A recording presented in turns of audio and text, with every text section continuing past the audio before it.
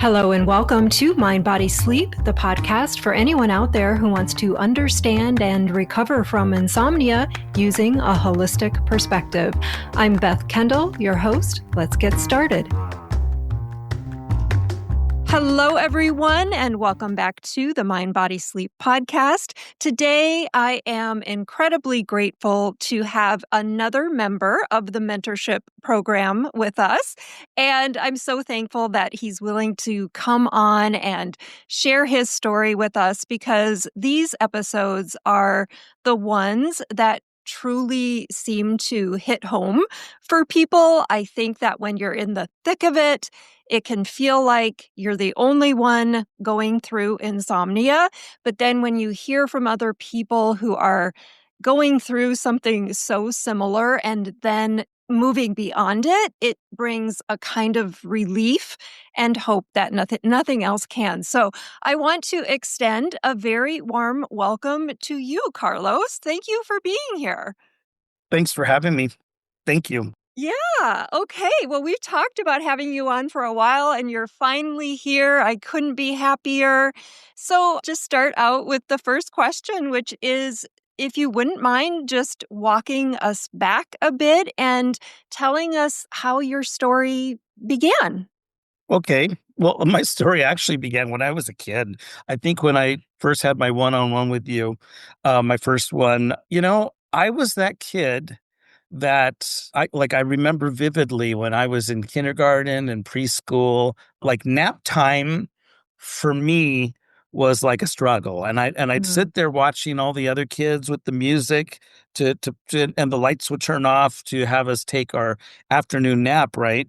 And I just could not fall asleep. I would not. I just and I was sort of almost like envious of it. Like, how come I can't sleep? How come these kids all fall asleep and I'm sitting here? And it's the same, I'm just having conversations with some colleagues in the office about we're all have a conference in New York and the flights of what my schedule is permitting would require me to get on a red eye to go to New York. I just tell people like, I don't sleep on planes. I don't sleep on planes for international flights. I remember a 14-hour flight to Australia and to Europe, etc. I just don't sleep on planes. I'm the guy walking around, sitting with his dome light up, reading.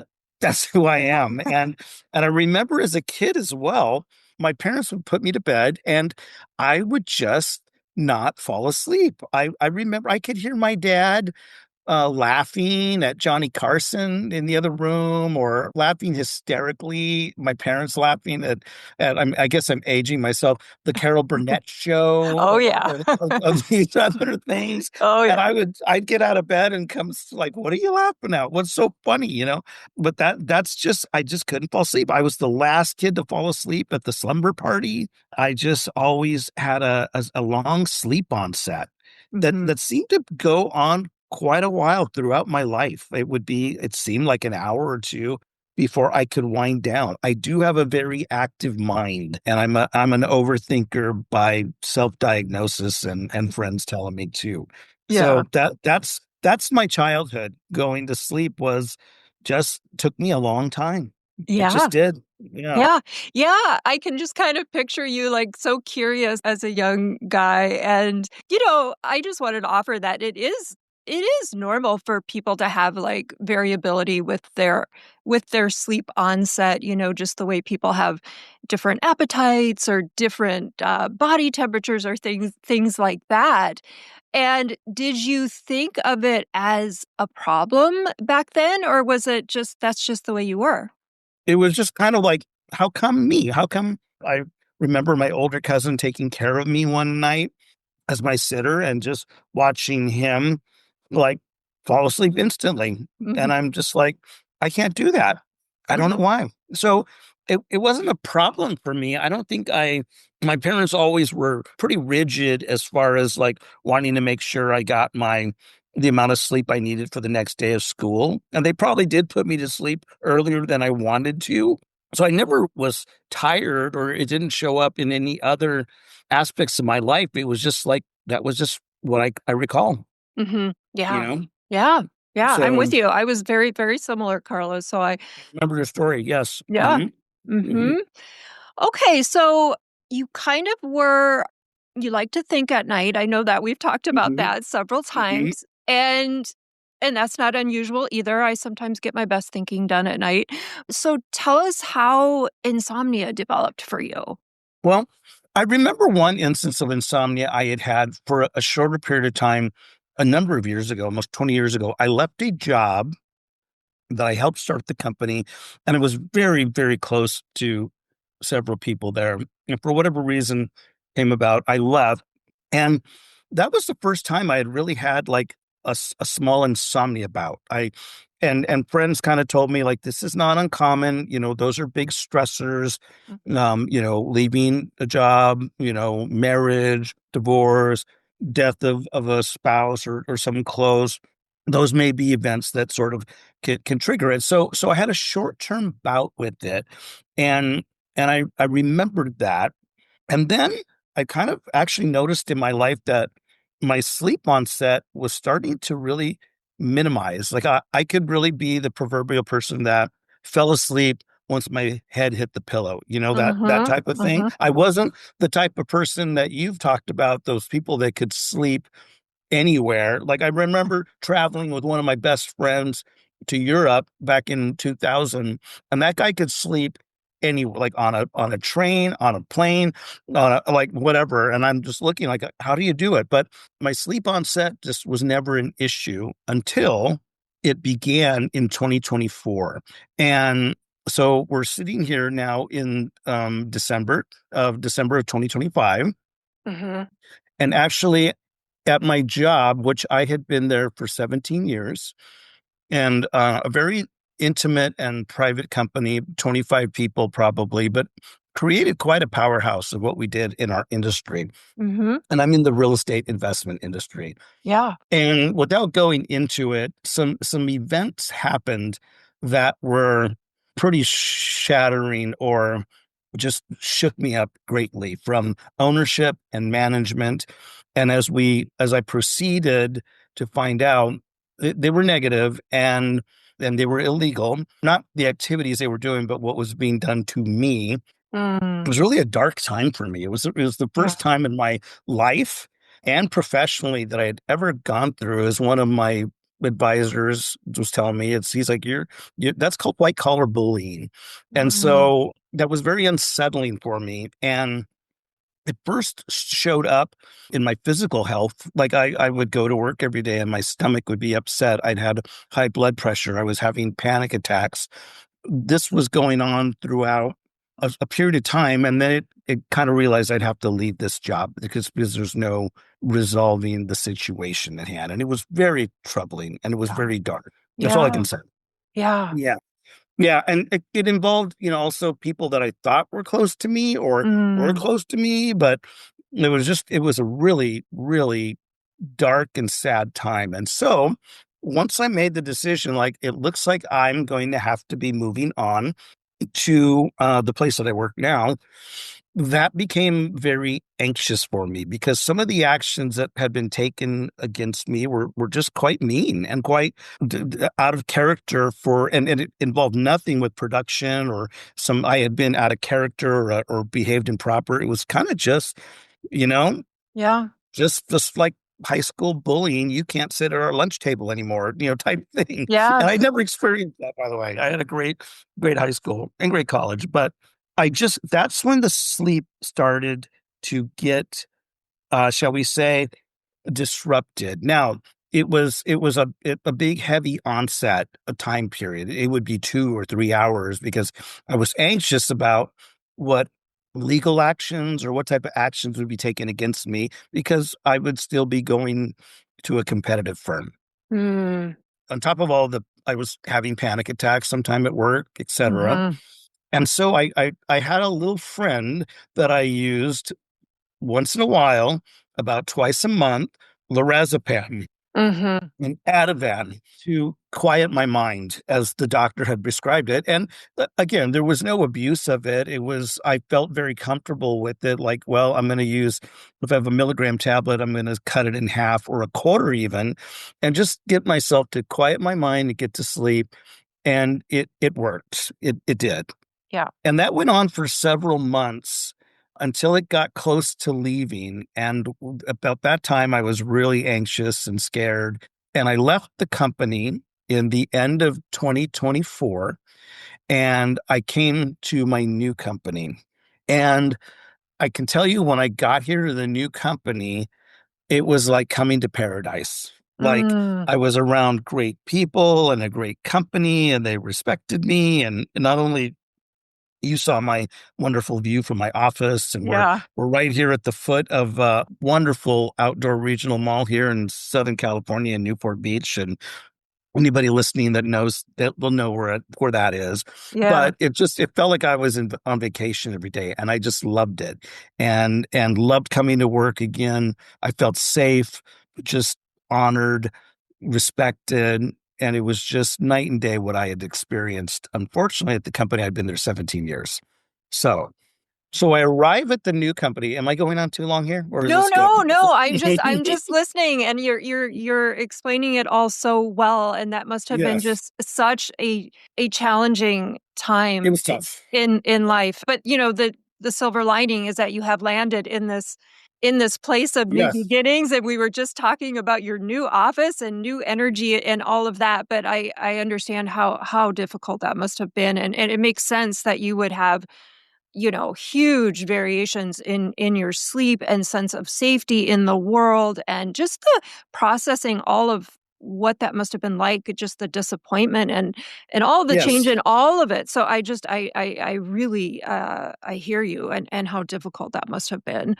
Yeah, and I look back and I even remember some good friends of mine who were helping me along the way that they were kind of I was confiding in, and they were responding back like, "I'm really worried about you." Yeah. Like you seem very traumatized. Or somebody else was like, "Gosh, they shared with me 3 months later or 4 months, like, gosh, I was really scared for you back in 4 months ago. You were really having a hard time with this." And I'm like, I guess I was. I really was. Yeah. So I arrived at the new place and I got here on November of 2024 and I made it through the holidays, etc. And at the end of January of this year, 2025, the flu was going around, a heavy flu. And Mm, I remember getting it and like, enough to keep me home from work and not do some other activities that I had planned. And during the course of it, like I couldn't fall asleep. And I took Sudafed, and then I realized, oh, there's maybe some insomnia issue dealing with it, and I didn't really understand those issues. And so I managed a couple, telling myself, well, I need some sleep, and the best thing I can do for myself, maybe just get some good night's sleep. Let's take some Ativan. And so I took like maybe half or a quarter a tablet for like 6 days. mm-hmm.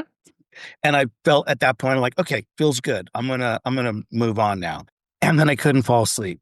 Mm, And I had this like sleep anxiety that started coming in. And I'm like, what's going on? Like, what is happening? I feel really nervous in bed right now, and I can't sleep. And it happened the next night, and the next night, and the next night. And so I'm kind of starting to freak out, going like, you know, am I addicted to benzos or, yeah.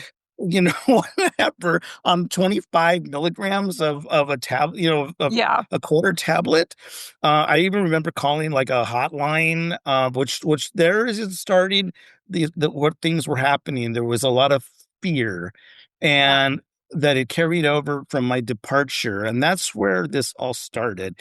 I called the hotline and the girl's like, no, you're not addicted to it, but you should get off of it as quickly as possible. And if I were you, I would just try melatonin. And Mm-hmm. so I was like, that sounds great. So I went and got melatonin and I used it for about 5 or 6 nights. I did not like the way it felt. It felt kind of chemical and just not real. You just fuzzy. And so I went off of it.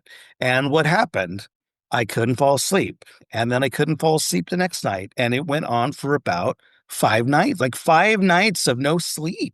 I Yeah. was like a wreck. So I went to my sleep doctor that I use for my CPAP. And she said, okay, this is kind of strange, but I'm going to recommend for you to try this CBT-I Mm, and read these books about insomnia. And it worked for a couple of weeks. Like I managed to get back to sleep again. I wasn't taking anything. But then back in early March, it came roaring back again, Uh-huh. 4 and 5 nights of no sleep. And I called her up again and she's like, "Oh, wow. Well, now you've gone into chronic. You're not acute, you're chronic insomnia." And I'm like, I don't know what this means. And she's like, "Yeah, you need to sign up right away for CBT-I, like I told you to a month ago." Mm-hmm. And so if I were you, I'd get on it right away. So I signed up. That right there would freak me out. You Right. Well, need to and get she did. started immediately because you've gone chronic. Yeah. Oh, yeah. And I did ask her, I said, because I went for a nice weekend, relaxing, doing what I like to do out in the desert. And it was involving some a motor racing activity, which I'm a big fan of. And my friends were telling me, like, that's what you love doing, you're going to have a great night's sleep while you're out there. And I did ask the doctor, I said, is there something that I can take, maybe a break the glass type scenario? So she prescribed trazodone.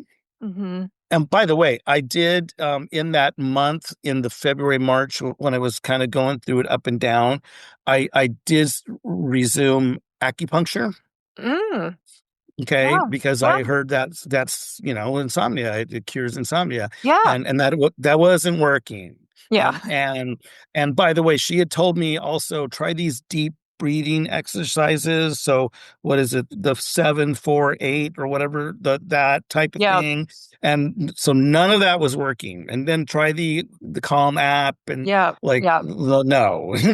Yeah. So And yes, and can you see how clearly the hamster wheel of looking for external, yes, and how easily that can become the pattern of looking for something outside of you, when if that doctor had possibly just explained to you, you're experiencing some sleep anxiety, and right, it's the worry about not sleeping, and there's possibly some fear involved here, and that that your sleep system will naturally just get you right back on track. But it's so just common, to follow through on all of these things that you did, because that's kind of what we're told to do, and it seems like the fixing mindset, I call it, works so well for other yes. aspects of life. Just for sleep, it tends to have, the opposite effect. Oh, yeah, and I remember during that time, I mean, I would get anxious, like deeply anxious that I've never felt other than maybe other small instances at bedtime or before bedtime. Sure.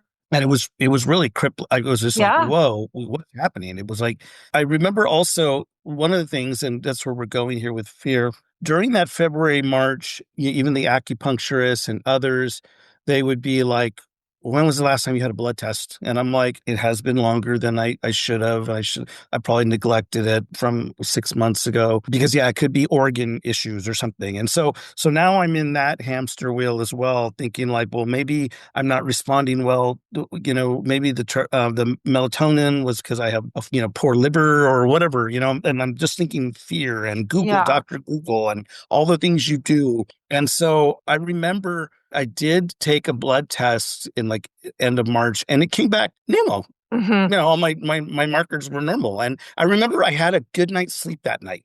I remember Mm. like the Yeah. night I got those back, and then I went through and I looked through them. It was like, oh, wow, and I slept really well. Now, Yeah. I go into CBT-I, that to me was like leeches, like in the in the back. So it's like, wait a minute. So what are we doing here? And she's like, we're doing what's called sleep restriction therapy. And I'm like, okay. Yeah, so she explained how it works, and if anybody's listening to this, you probably have done it, is the way I would say. But the sleep restriction, it did not work for me. In fact, the CBT-I accelerated my sleep anxiety because what do they tell you? They have all the sleep hygiene things. Okay, so you're Yeah. following those very rigidly, and then now they've moved my bedtime to 12:30 p.m. To a.m. with the sleep restriction, and then I still am dealing with insomnia and I'm not falling asleep. And what they're telling me is get out of bed and then do something until you fall asleep, right?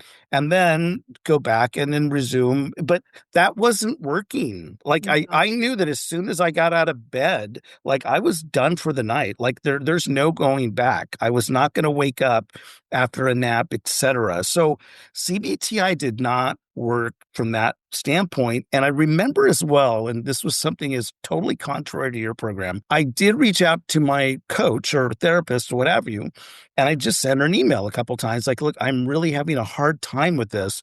Like, it's dreadful. And I remember when we had a session, one of our one-on-ones, she kind of was like, well, could I ask a favor from you? And I was like, yeah. She's like, could you not send emails like that? We'll just have them for this process. Your email that you had sent me on the messages is strictly for technical issues with the site. And I was like, wow, Oh. okay. So And this is your CBTI therapist? yes, Yeah. yes. Okay. And Okay. on top of it, to my doctor, I'm responding to my doctor saying, like, I don't know about, like, I'm feeling very strange about this trazodone. And the only response I got back, oh, by the way, she left her practice. And so I was, sort of adopted by another doctor who I had no connection with. And I'm just getting messages back from, on the portal from an administrator saying, stay with your medication, do not alleviate, so during that time of March, April was a very like lonely time going Mm, through sure. insomnia and all of the late nights, the multiple nights, the sleep anxiety, as you've called it, patternizing, trying Mhm. to figure out like did I eat too late? Did I have Chinese food? Mm, What was the solution or where did all those things were yeah. where we're at. So May comes along and I am taking a lesser dose of trazodone and I am starting to calm down a little bit and I'm starting to feel good. But I went on vacation to the city of Indianapolis where I go every May for the 500. My father was in the sport, and so I follow it very closely and it's just something I do every May. I go for a couple weeks and I Yeah. really enjoy it. Yeah. Yeah. And they have a lot of hay fever in Indiana. And so and it was brutal this last Mm, and so I know I was piggybacking my trazodone. I didn't realize it with Benadryl and it was helping me sleep and it was alleviating my pressure, my sinuses issue, but it wasn't good. And I just I knew I had to stop. And so the last session I had, it was with CBTI. And again, we're keeping track of my sleep and we had it in late in the month because we couldn't for 3 weeks. She wouldn't want me to meet, and then because I was out of state and she couldn't by license coach me. And we had a session on a Friday, and I hung up Beth, and I was like, I don't want to do this anymore because it was just like a calendar report card yeah. of like, well, what happened this night? And I'm like, I don't know. I couldn't fall asleep. And like, what happened this night? I'm like, I don't know. Yeah. You tell me. And I kept just asking her, like, also, I'm on these sleep meds and I feel I want to get off of them. I don't want to become addicted to them. I don't want to take them anymore. And she was just saying, just stay on them and then we'll wean you off of them eventually.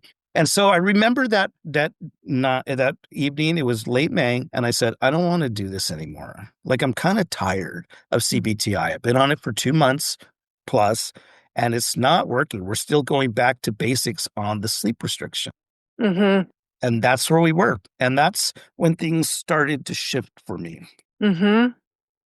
Yeah. So, Shift in what way? Shift in terms of well, moving out of CBTI?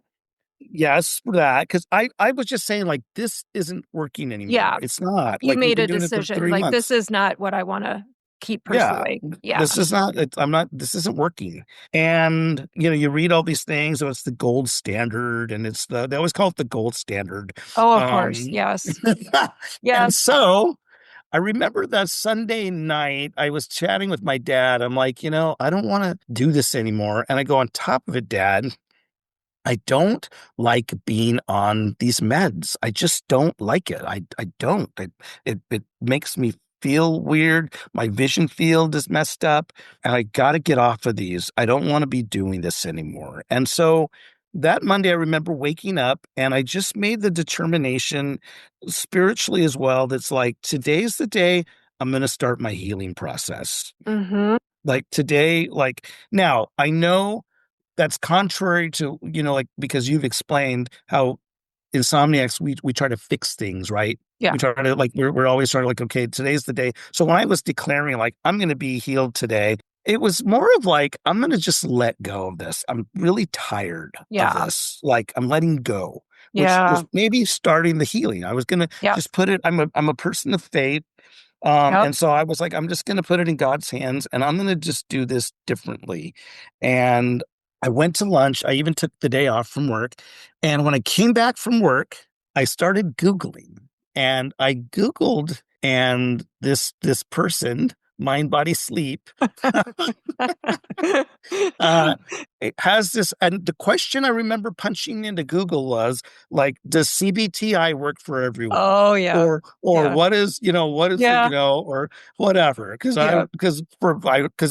And you're starting to feel really like 80% is what Yeah. it said. And, or, I oh my know. gosh, this is just perfect, right? For me, like health issues, when you go, oh, can you solve this? Like, oh, not for you though. Like, Yeah. those, like I have an eye issue and like, everybody's like, oh, can you go get LASIK? I'm like, I can't. And, Yeah. talk to my eye surgeon. He's like, no, not for you. And so I'm Yeah. like, well, I guess CBTI is for me. But there was a series that you had and it was an answer to why CBTI may not work for some people. And it was Mm-hmm. your checklist of why. And every single one of those I identified with. Like, yep, Yeah. yep, yep, yep. Yeah. It puts more straight, So I was like, oh wow, I'm gonna dig a little deeper here. And so I started digging into your website and I saw some of I think some of the free material, right? And Yep. and I started going through it and I was like, wow, this is really cool. Like it really, I can tell you about that was the day that the light was shining Aw. versus the darkness of Yeah. where I was. It started the sun started coming up on that day because I was like, all right, this is pretty cool. I think I'm onto something here with Yeah. what she's writing about. Yeah. Oh, So yeah. I'm so glad so you found that. It's really bringing me so back to hear you talk about it, Carlos, because, well, first of all, I'm just so glad you had that, like, that surrender process. You right. you woke up and you were like, I'm done with that. I'm going to do it a different way. And then, I remember when I wrote that blog, I mean, I felt like a little bit nervous writing that blog because that was years ago. And it really Right. felt like I was like going up against the establishment or something, because it was, and then Right. come to find out, like in the years I've been working with people since then, I don't know where they got that 80% statistic I don't because it know. just can't be right. It just can't be No. right. And that blog, I think I wrote, the name of it was like, I remember thinking, this is exactly what I have punched into Google myself. And I want to create a blog to help all the people that think they're like a lost cause because CBTI didn't help them. Right. So, yeah, I'm glad you found it. Yeah. So that was key.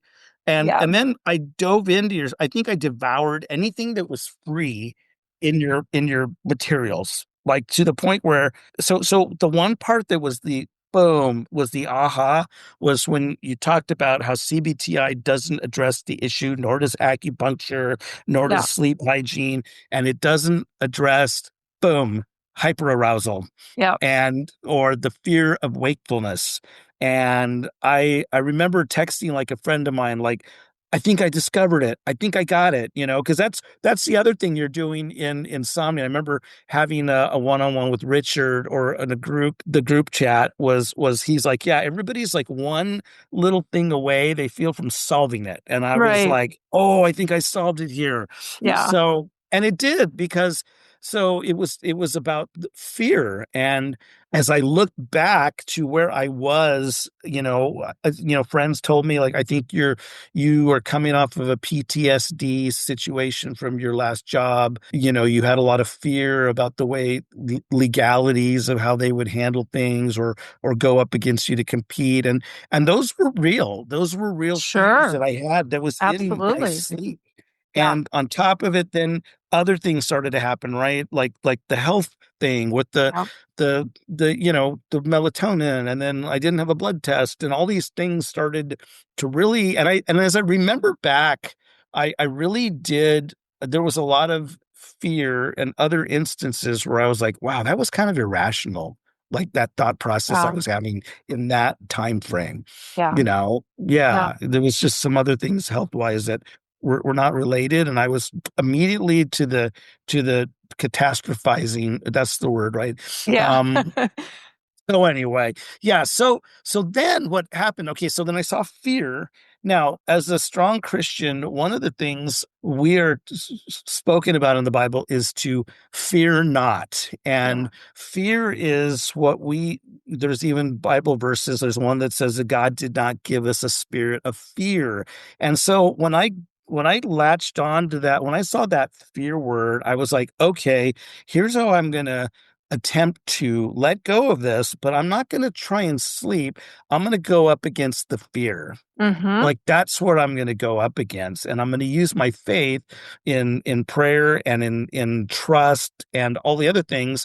And there were many times where I was listening to your materials, and you did talk about trust, or you talked Mm-hmm. about other things, and I was like, okay, this is where I'm going on this. And I think by the end of that week, I had slept like 4 nights. Like Yeah. I was like, whoa, I'm on a roll here. I had a Saturday night. I remember a good friend came into town, and we went and had a dinner, and we started later, and he likes to chat, and we went late, and I didn't get home till like 12:30, and I was like, oh no, this is my sleep is, I don't know, it was one of those things. Like I've been doing okay. And then the next day, and I had insomnia all night again. I couldn't fall back to sleep. So that's when I'm like, okay, tomorrow I'm signing up for Beth's training. I'm going to pay the money, and I'm going to do it. I'm going to Uh-huh. roll, and let's make this happen. So it was June 9th, I believe. That was the Okay. date. Yeah. Yeah. So anyway, so going through your program really did it, just because you're constantly addressing fear, you're addressing letting go. I remember one time talking to Brian on is it Richard, or I'm sorry, Richard. Richard. Yeah. Richard, I'm Richard. Uh-huh. sorry. That's okay. Um and we were comparing it to a delayed flight.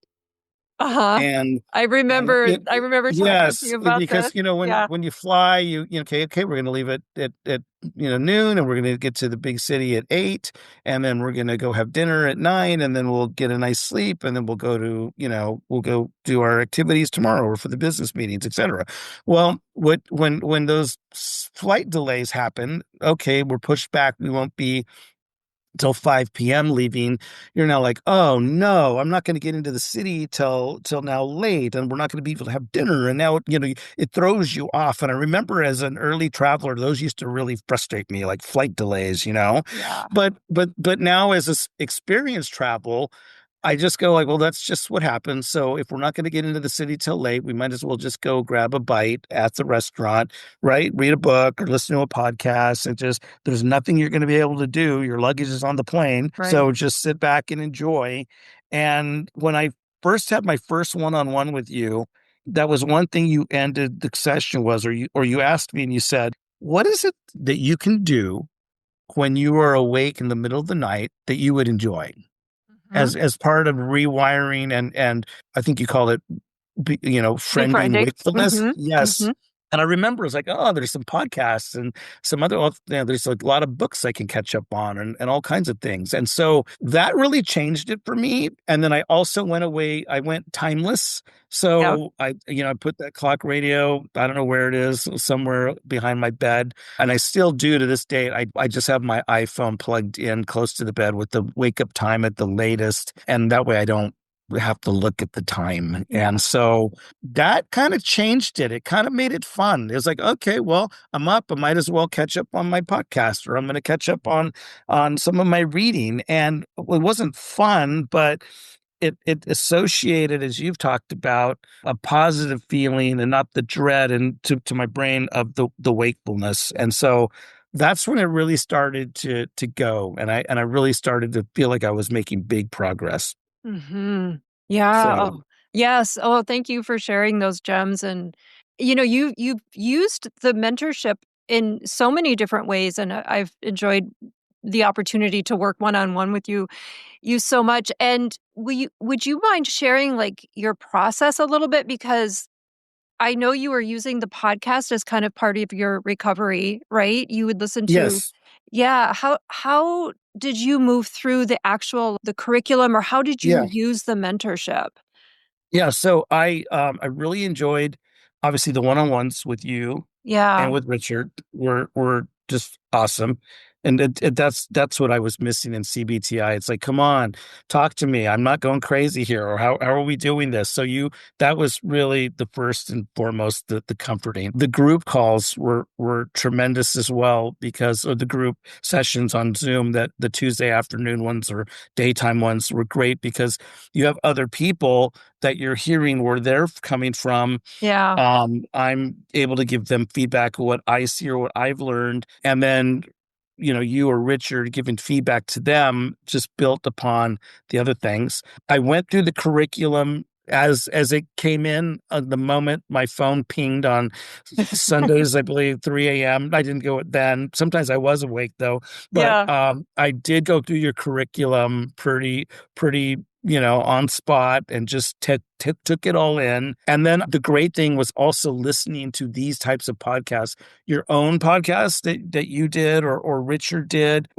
but also hearing others who recovered. And I remember one gentleman, he was in a band. I think his was pretty good. He talked Mhm. about his faith. I think you were Austin. I think it was Austin. Austin. Yeah. Yes. Yeah. There was another woman from New Zealand or Oh, Australia, yeah. Gemma. uh, Uh-huh. Gemma, and she was funny, and I enjoyed it, because she was just talking about, like, oh, I don't know who these 80% of these people are Yeah. in CBTI. And then I think there was, is it Jennifer or Jen? Jennifer. Yeah. Because she had talked about, and she was a person of faith, and she was going through this period of time, and then she was freaking out about something with some medication. And she kind of said, hey, her husband kind of gave her an aha and said, you're afraid of everything. And remember that one? And Yep. that one to Yep. me was like, oh, that's me right now. I'm afraid of everything. Yeah. And she shared that she's a person of faith, and not to fear. And those were very encouraging. So those were probably the most powerful of the Yeah. program.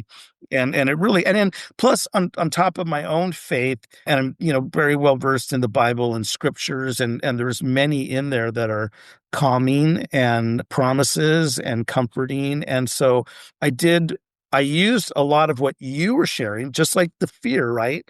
But now go into my scriptures that dealt with fear, and why Yeah. not to fear. And we should just trust instead of fearing. And so that's where a lot of that healing happened as well, using the main theme of the fear. Mhm. Yeah, I Mhm. really enjoyed the way you meshed all of that so well to work for you. And I remember learning a lot from you about the scriptures. And I remember you Right. saying that fear is the most used word in the Bible. Is I that right? believe so. I believe Yeah, so. something Yeah. like that. Yeah, I thought Yeah. that Fear that was not. interesting. Yeah. Yeah. Yeah.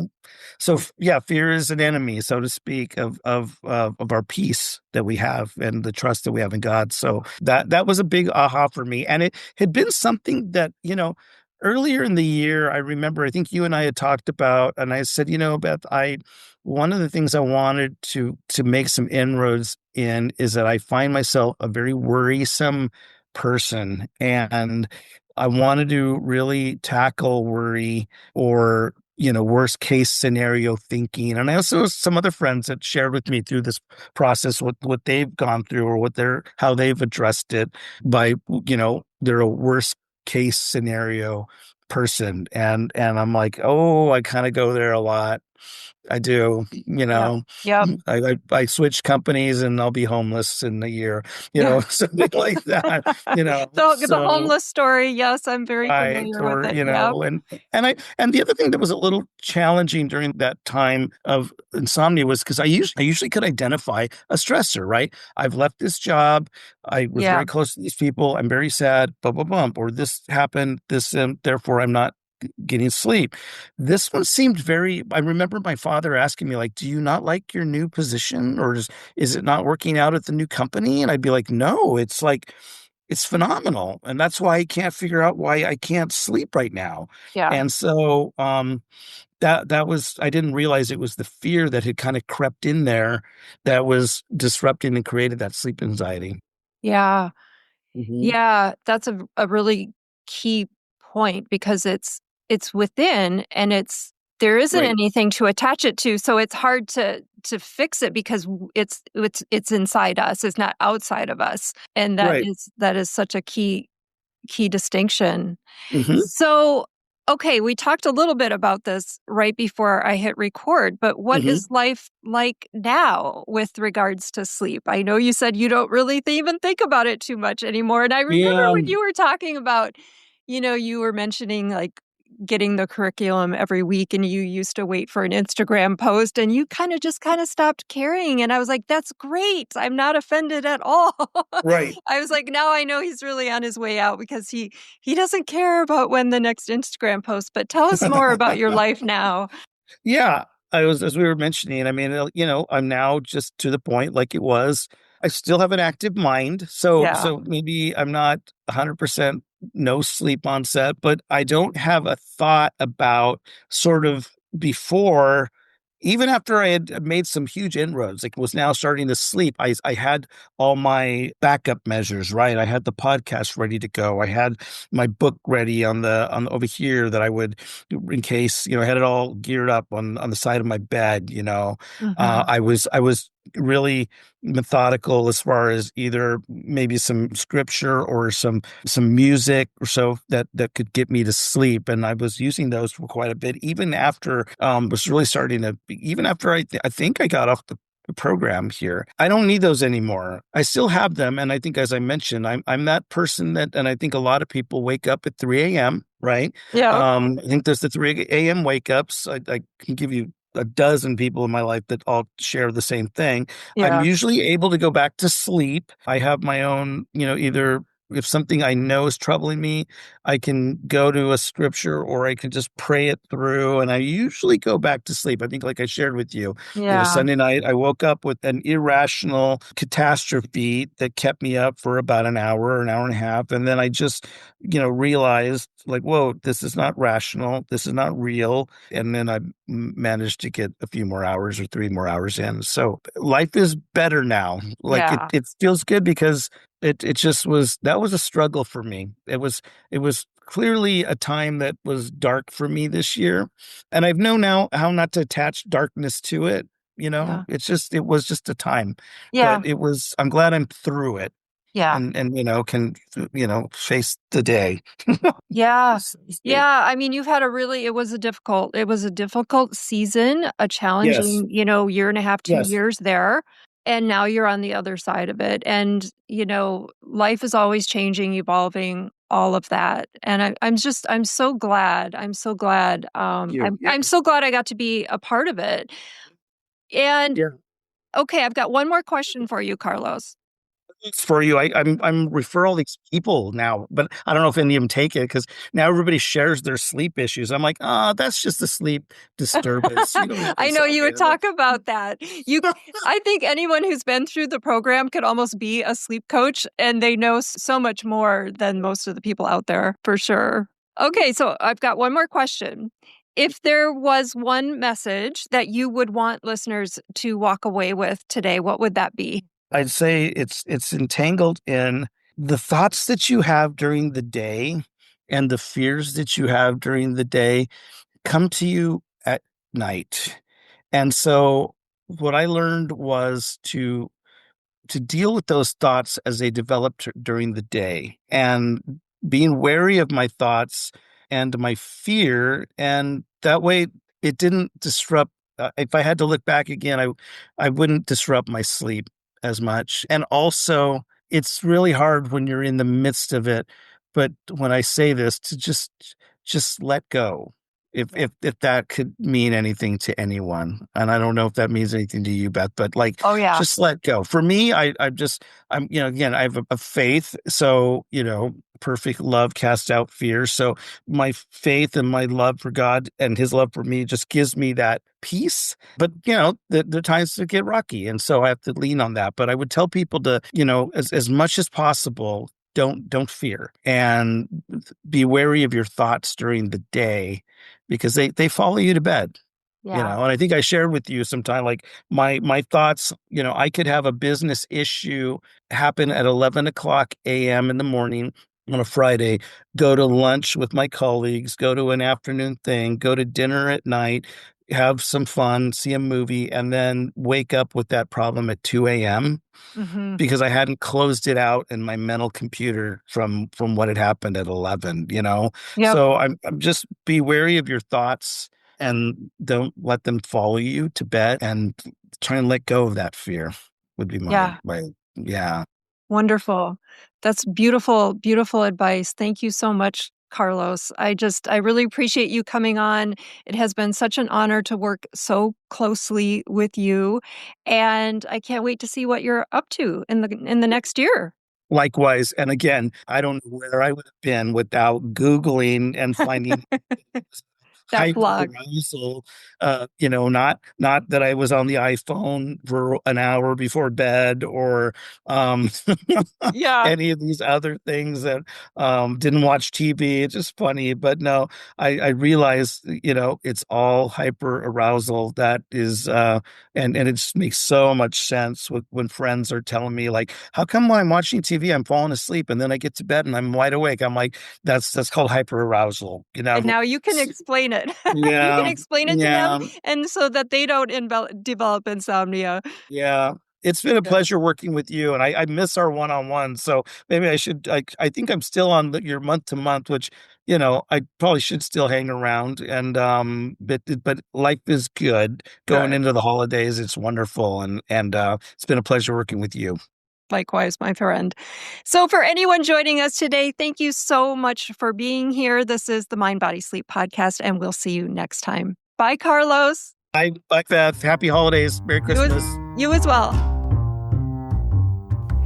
Thanks for being here today. If you love what you heard on today's episode, don't forget to hit the like button and subscribe to the podcast. And if you need more support with your sleep, join me in the Mind Body Sleep Mentorship. This 3-month one-on-one program will transform your relationship with sleep so you can get back to living the life that you love, free from the fear of not sleeping.